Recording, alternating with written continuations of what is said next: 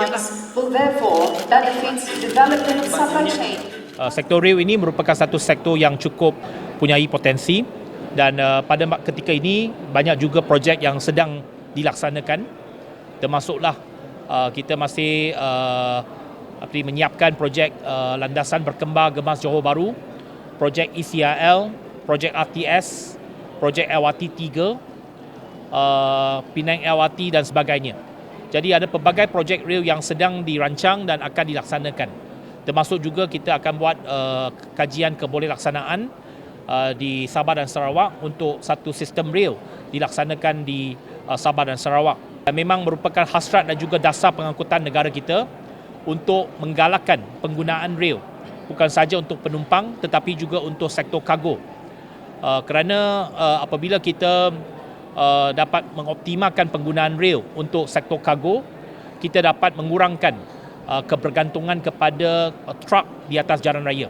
Dan ini juga merupakan satu pendekatan yang sangat penting untuk kita ke arah kemampanan dan juga membantu dari segi decarbonisation. Jadi untuk kajian untuk rail di Sabah Sarawak juga buat ke? Bajet baru kita perolehi. Sekarang ini masih kita bahas bajet. Selepas bajet ini diluluskan di Dewan Rakyat, maka kita akan panggil tender untuk membuat kajian kebolehaksanaan itu pada tahun depan.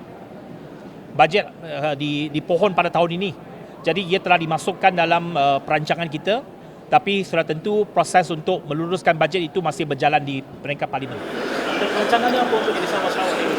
Perancangannya kita nak lihat sama ada satu sistem rail boleh dilaksanakan. Yang pertamanya, sebelum satu projek besar dilaksanakan, dia mesti ada feasibility study. Yang pertamanya dari segi faktor ekonominya.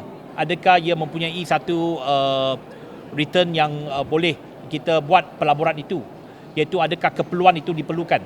Itu pertama. Keperluan itu sama ada dari segi freight, dari segi kargo, dari segi connectivity, ketersambungan di antara pelabuhan dengan sektor rail, adakah ia diperlukan? Itu pertama. Yang keduanya dari segi jajaran dia, dari segi keadaan geografinya, sama ada ia boleh dilaksanakan dan berapakah anggaran kos yang diperlukan sebelum kita boleh ke langkah yang seterusnya, sama ada kerajaan akan membuat projek tersebut. Ada permintaan dari kerajaan Sabah dan Sarawak untuk tender rail? Memang kerajaan Sarawak ada hasrat dan mereka memang memohon supaya satu kajian kebolehaksanaan dilaksanakan ini.